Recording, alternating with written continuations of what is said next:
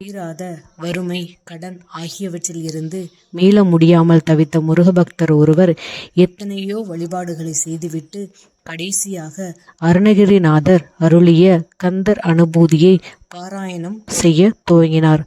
தினமும் தவறாமல் முருகன் முன் அமர்ந்து கந்தர் ஆனாலும் வறுமை நீங்கவில்லை, கடனும் தீரவில்லை.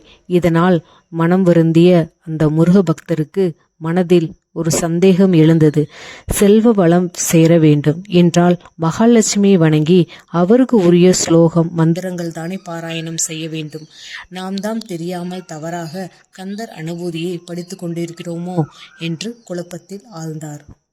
தன் குழப்பத்தை, சந்தேகத்தை யாரிடம் கேட்டு தெளிவு பெறுவது என யோசித்த அந்த பக்தருக்கு காஞ்சி மகா பெரியவரின் நினைவு வந்தது. நேராக காஞ்சிபுரம் புறப்பட்டு சென்றார்.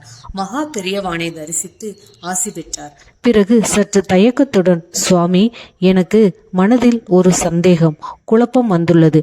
அதை நீங்கள்தான் தீர்த்து வைக்க வேண்டும் என்று கேட்டார். என்ன சந்தேகம் என கேட்ட மகா பெரியவரிடம், எனக்கு தற்போதைய முதல் தேவை பணம்தான் சுவாமி. கடன் சுமையால் மிகவும் கஷ்டப்படுகிறேன். வரும் வருமானம் குடும்பத்தை நடத்துவதற்கே பற்றாக்குறையாக உள்ளது. வட்டி கூட கட்ட முடியாமல் மிகவும் சிரமப்பட்டு கொண்டிருக்கிறேன். இந்த சமயத்தில் பகவானை சரணடைவதை தவிர எனக்கு வேறு வழியே தெரியவில்லை.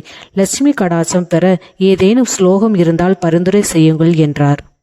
இதற்கு மகா பெரியவர், சரி, உன்னுடைய தேவை, கஷ்டத்தை சொல்லிவிட்டாய். சந்தேகம் என்னவென்று இதுவரை சொல்லவில்லையே என்றார்.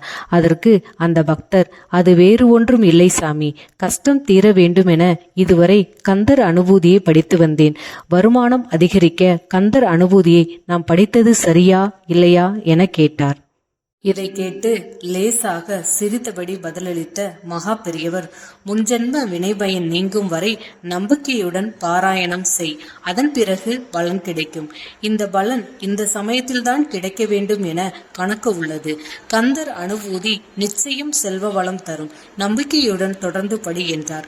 அப்படியும் சந்தேகம் நீங்காத அந்த பக்தர், கந்தர் அனுபூதியிலேயே அல்லது வேறு ஏதாவது சான்று இதற்கு உள்ளதா சாமி என கேட்டார். சான்றை ஏன் வெளியில் தேடுகிறாய்? கந்தர் அனுபூதியிலேயே உள்ளதே. கந்தர் அனுபூதியின் கடைசி அடியை சொல் என்றார் மகா பெரியவர். அந்த அடியவரும் குருவாய் வருவாய் அருள்வாய் குகனை என பாடினார். இதற்கு பொருள் என்ன என கேட்டார் மகா பெரியவர். குருவாய் வந்து அருள் செய்ய வேண்டும் குகனே என அழைப்பதாக பொருள் என்றார். பக்தர்கள் இப்போது சிரித்தபடி விளக்கம் அளித்த மகா பெரியவர், இதற்கு இரண்டு பொருள்கள் உண்டு.